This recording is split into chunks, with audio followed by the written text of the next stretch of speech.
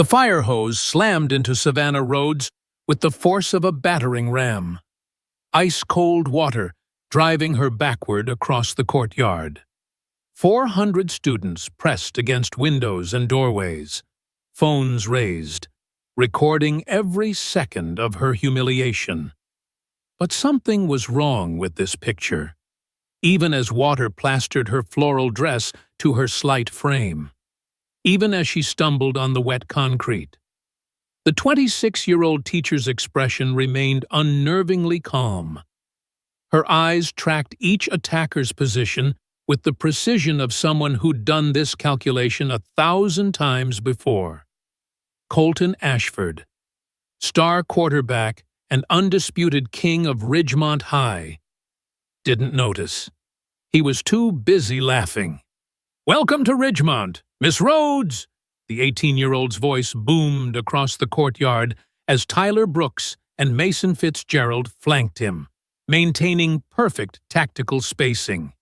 They'd rehearsed this formation before. 3 teachers in 2 years had learned exactly what happened when you tried to bring discipline to Colorado's most prestigious public school. One had ended up in the hospital with a nervous breakdown. 2 others had simply vanished mid-semester. Resignation letters appearing on Principal Brennan's desk without explanation. Now it was Savannah's turn. The morning had started like any other September day in suburban Denver. Teslas and BMWs filled the student parking lot, while a lone Honda Civic claimed the farthest teacher's spot.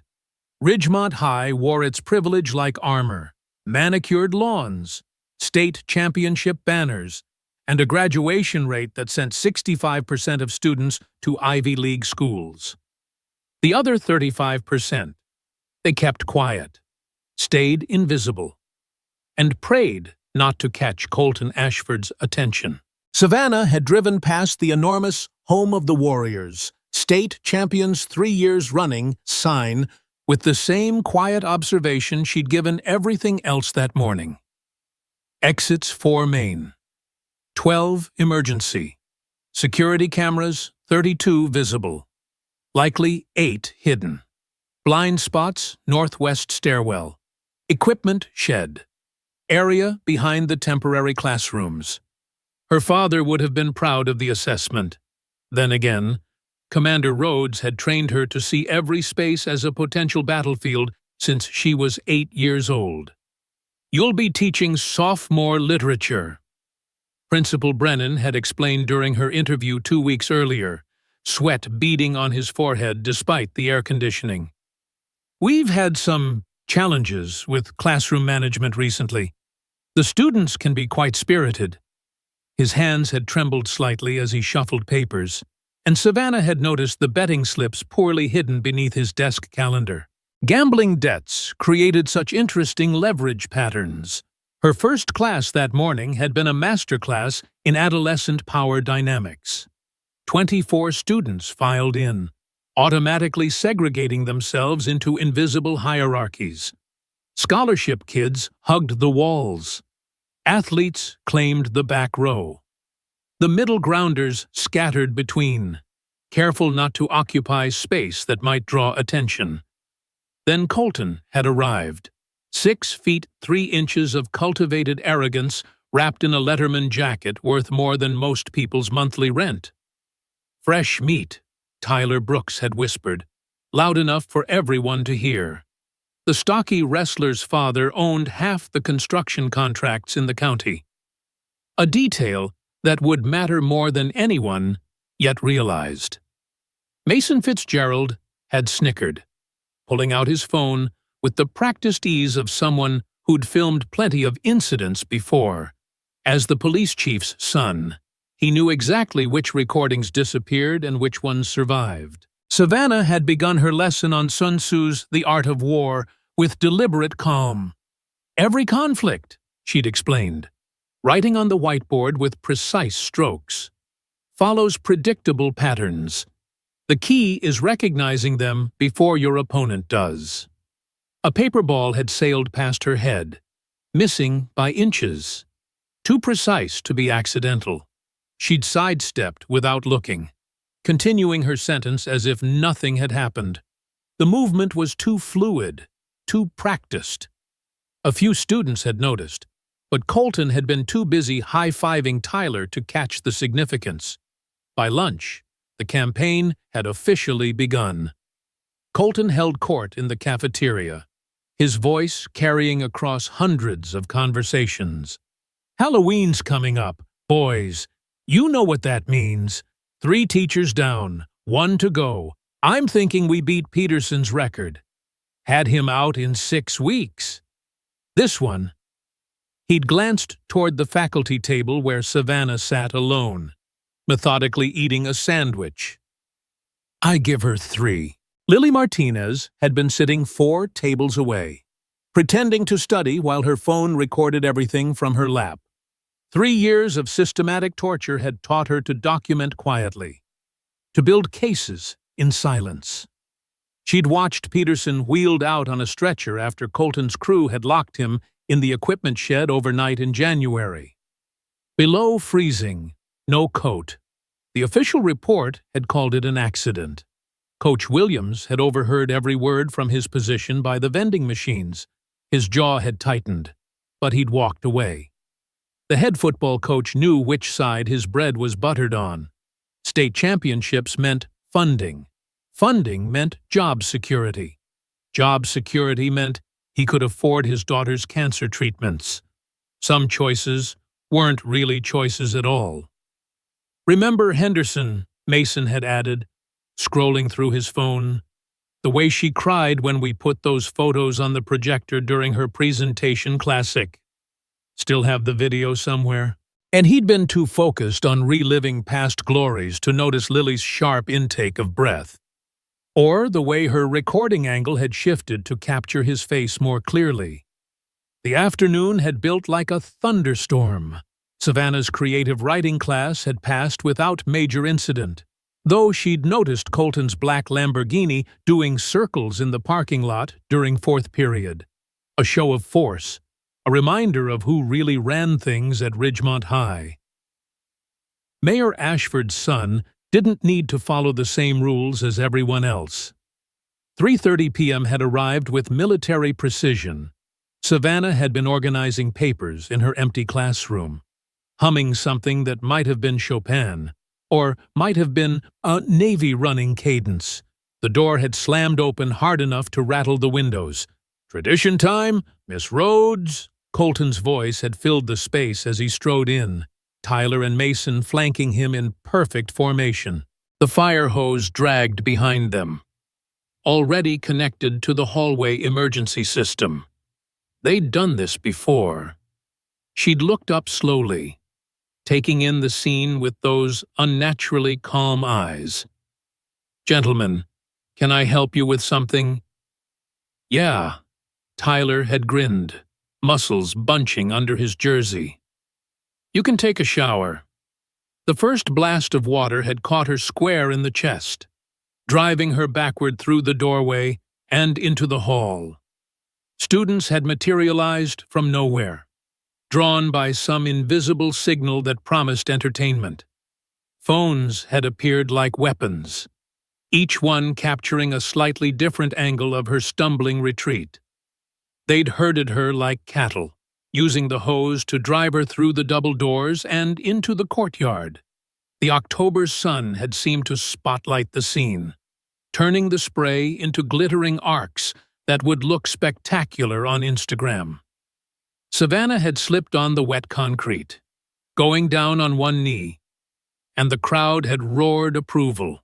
"This is what happens when you think you're better than us," Colton had shouted over the sound of pressurized water. "This is what happens when you don't know your place." Water had plastered her hair to her skull, turned her modest floral dress into clinging fabric that revealed the athletic build hidden beneath. She'd tried to stand twice, been knocked down twice, each fall earning cheers from the growing crowd. Someone had started chanting, "Rhodes, Rhodes, Rhodes," in mocking rhythm.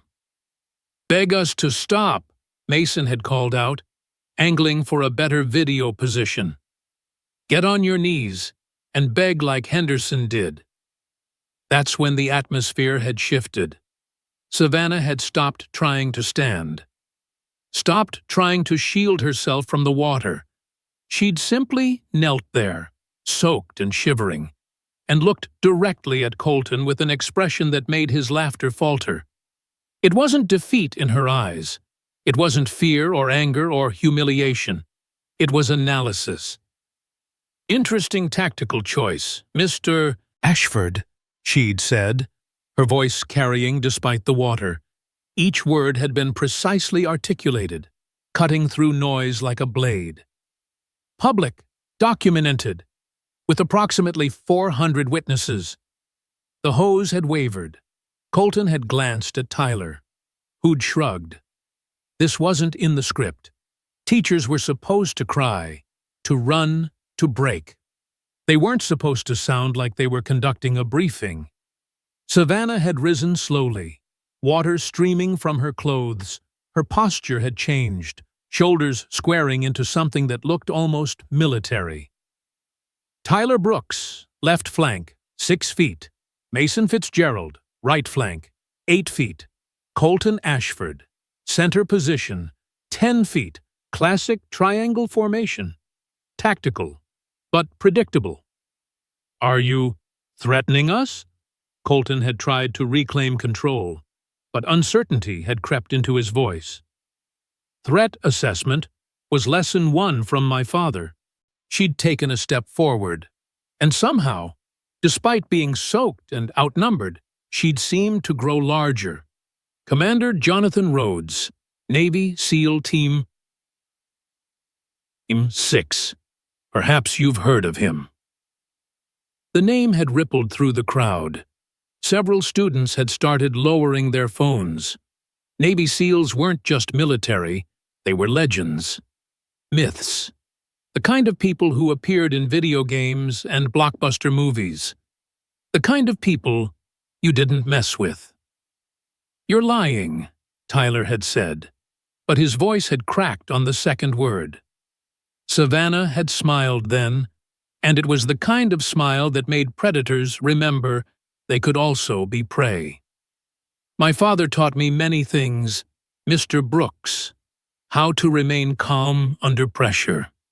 How to identify weaknesses in enemy formations. How to wait for the perfect moment to strike." She'd paused, letting the words sink in.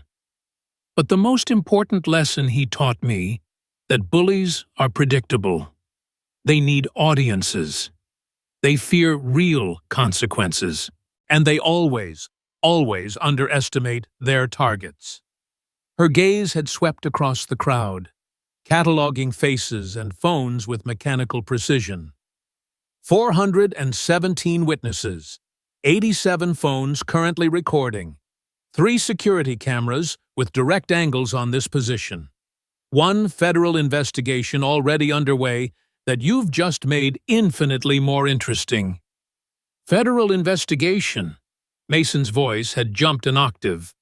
The police chief's son knew enough about law enforcement to recognize real trouble when it appeared. That's when Agent Sarah Mitchell had stepped out from behind the crowd of students, her FBI credentials catching the afternoon light. "Special Agent Mitchell, Financial Crimes Division. Though I think we'll be adding some additional charges after today's display." The courtyard had erupted in whispers. Phones that had been recording Savannah's humiliation suddenly swung toward the federal agent. Colton's face had drained of color, the hose dropping from nerveless fingers. "Dad said you were investigating city contracts," he'd stammered. "This has nothing to do with—" "Your father says many things." Mitchell had interrupted. "Most of them are lies, but we'll get to that shortly. Right now, I'm more interested in the assault with a deadly weapon I just witnessed." "It's just water," Tyler had protested. "Water at pressure can kill, Mr. Brooks." Savannah had wrung out her hair with deliberate calm. First-degree burns from velocity, hypothermia from temperature, blunt force trauma from impact. Your father's construction company must have safety protocols about pressurized water. Shame you didn't pay attention." The trap had been so perfectly sprung that even the watching students could appreciate its elegance. This hadn't been random. This hadn't been coincidence. The new teacher they'd tried to break had been bait, and they'd swallowed it whole. Lily Chen chose that moment to step forward from the crowd. 3 years of silence, finally breaking. "I have everything," she announced, holding up an external hard drive like a weapon. "Every incident, every attack, every teacher you've destroyed." Her voice grew stronger with each word. "Peterson didn't slip and fall. You locked him in the equipment shed for 14 hours in January. I have the security footage you thought was deleted." The crowd's whispers turned to gasps. Coach Williams, who'd been trying to slip away unnoticed, froze as Savannah's voice cut through the chaos. "Coach Williams, leaving so soon as a mandated reporter. You're legally required to report abuse. 3 years of silence makes you an accessory. I'd suggest you stay." Principal Brennan appeared at the courtyard entrance, his face the color of old paper. His eyes darted between Agent Mitchell, Savannah, and the growing crowd of students now live-streaming everything.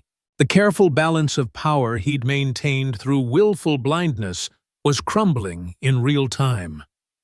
"Your gambling debts to Mayor Ashford," Savannah said conversationally, wringing water from her dress. $73,000 as of last Tuesday. Interesting how they keep increasing despite your attempts to pay them down. Almost like someone wants to keep you in debt, keep you compliant. "You can't prove anything," Brennan stammered, but his protest died as Agent Mitchell pulled out a tablet. "Actually, we can prove everything," the agent said. 3 years of financial records, bribes disguised as consulting fees, grade changes for the right price, college recommendation letters that were more fiction than fact. "Would you like me to continue?" Colton's face had gone from pale to flushed, rage replacing shock. He grabbed the fire hose again, aiming it wildly. "You ruined everything. My father will destroy you. Do you know who he is?" "Marcus Ashford," Savannah replied calmly, not flinching as water sprayed past her head. "Current mayor, former state senator, future federal prisoner, currently attempting to board a private jet to Mexico City, though he'll find that flight has been unfortunately canceled." The hose swung toward Agent Mitchell, but Savannah moved faster than thought. One moment she was standing still. The next, she'd executed a textbook disarmament that left Colton on his back, gasping. The movement was pure muscle memory, 15 years of training compressed into 2 seconds of decisive action. "Building's on lockdown," she announced, pulling out her phone. "I triggered the emergency protocol remotely. Standard procedure for an active threat situation. No one leaves until local law enforcement processes the scene." Tyler and Mason exchanged panicked looks before bolting in opposite directions. Colton scrambled to his feet and ran toward the main building. The crowd of students parted like water, some still recording. Others beginning to understand they were witnessing something far bigger than a simple hazing incident. Savannah walked calmly to the PA system mounted on the courtyard wall. Her voice echoed through the entire school. "Psychological Operations 101. Isolation breaks unit cohesion. Separated targets make poor decisions. They panic. They reveal things they meant to keep hidden." In the gymnasium, Tyler Brooks stumbled through the darkness. The lights had cut out the moment he'd entered, leaving him blind and disoriented. His breathing echoed in the vast space. Too loud, too fast. Tyler Brooks. Savannah's voice drifted from speakers he couldn't see. Heart rate approximately 145 beats per minute. Respiratory rate elevated. Classic panic response. Your father's construction company just lost all its city contracts. By the way, turns out bribing city officials is still illegal, even in Colorado. He ran for the exit, slammed into locked doors, spun toward another route. A small red light blinked in the darkness, Savannah tracking him through the infrared app on her phone. The pool area seems tempting, doesn't it? But you should know, I already disabled the exit locks there. The splash when Tyler fell into the pool was audible throughout the building. Mason had tried the chemistry lab, remembering the emergency exit that connected to the roof. He found Savannah already there, sitting calmly on a lab stool despite her soaked clothes. Your father is being arrested as we speak, she informed him, as if discussing the weather. 3 million in evidence tampering, 12 cases thrown out because he destroyed proof, 47 complaints buried because they involved the wrong families. That's not true, Mason whispered, but his voice held no conviction. Check your phone. Local news should be breaking the story right about now. Mason's hands shook as he pulled out his device. The headline scrolled across his screen. Police Chief Fitzgerald arrested in federal corruption probe. Mayor Ashford named as co-conspirator. I just wanted to fit in, he said, sinking to the floor. Colton said if I helped, I'd be part of the team. I'd matter. You mattered to every student you terrorized, Savannah replied. You mattered to Henderson when she tried to take her own life. You mattered to Peterson when he spent 6 weeks in therapy. You just mattered in all the wrong ways. Colton had barricaded himself in the cafeteria, wielding a trophy like a club. When Savannah entered, he swung wildly, desperation replacing his usual calculated cruelty. Stay back. My father will sue you into poverty. You'll never teach again. Your father cleaned out your college fund 2 hours ago, she said, dodging another swing with minimal effort. The Lamborghini is already being repossessed. He's attempting to flee the country with what's left of his embezzled millions. He left you behind. Colton, you were never more than a prop in his political theater. The trophy clattered to the floor. Colton stood there, suddenly looking every inch the frightened 18-year-old he really was. This was all about him. No. Savannah's voice held something almost like pity. This was about every student whose life you made hell. Every teacher you drove to breakdown. Every person who suffered because you thought power meant the right to hurt others. Your father's corruption was just a bonus. The SWAT team's arrival was almost anticlimactic. Real officers, not the drill Colton had assumed, processed the scene with professional efficiency. The charges read like a federal prosecutor's dream assault with a deadly weapon.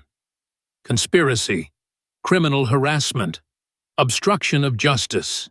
Tyler and Mason were pulled from their hiding spots, soaked and shivering, their bravado completely evaporated, as they were led away in handcuffs. Lily Chen hit upload on her phone. 3 years of carefully documented evidence began flooding social media. Videos of attacks, screenshots of threats, audio recordings of planning sessions, the systematic destruction of lives laid bare for the world to see. Principal Brennan's arrest followed within the hour. Embezzlement, criminal negligence, conspiracy to conceal felonies. Coach Williams lost his teaching license on the spot. Though prosecutors showed leniency given his daughter's medical situation. Savannah stood in the courtyard as students slowly emerged from lockdown. Her dress had dried into wrinkled patterns, her hair hung in damp strands, but she commanded the space like a general surveying a battlefield. "Bullying thrives in silence," she told the assembled crowd. "It depends on fear, complicity, and the belief that power protects those who abuse it. Today, that silence died at Ridgemont High. Today, you learned that actions have consequences, that justice delayed isn't always justice denied, and that sometimes the person you try to break is exactly the person capable of breaking the entire system that protected you." Monday morning arrived with transformative force. Federal oversight had installed Dr. Patricia Williams as interim principal, no relation to the disgraced coach, but a woman with 30 years of experience turning troubled schools around. New policies were implemented immediately. Zero tolerance for harassment. Mandatory reporting training for all staff. Anonymous tip lines that actually led somewhere. Lily Chen's anti-bullying coalition drew 200 members to its first meeting. Students who'd lived in fear for years suddenly found their voices. The artificial hierarchies that had defined Ridgemont began crumbling as scholarship kids and athletes discovered they had more in common than they'd thought. Savannah returned to her classroom. Lesson plans unchanged, but context entirely different. When she discussed the art of war, students paid attention with newfound understanding.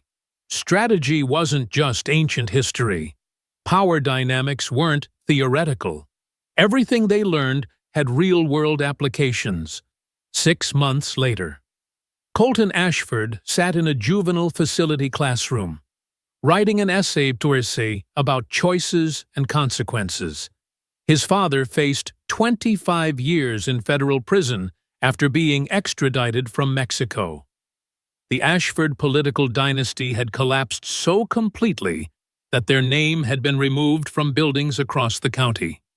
Ridgemont High had become a model for anti-bullying programs nationwide. Delegations arrived monthly to study their transformation. How had one of Colorado's most toxic school cultures become a beacon of positive change? The answer usually came from students like Lily Chen, now student body president. Someone finally stood up, not with violence or revenge, but with truth and strategy. Miss Rhodes showed us that real strength isn't about hurting others. It's about protecting those who can't protect themselves. Savannah received the National Teaching Excellence Award in a ceremony that made headlines, but she was already packing her Honda Civic when the call came through. Another assignment, her father's voice carried amusement and pride in equal measure. Detroit, this time. Similar situation. Corrupt administration. Systematic abuse. Students suffering in silence. "Someone has to teach these kids that power without honor is just cowardice with money," she replied, loading the last box as she drove away from Ridgemont. Savannah caught sight of the new sign by the entrance, "Home of the Warriors," where courage means standing up, not tearing down.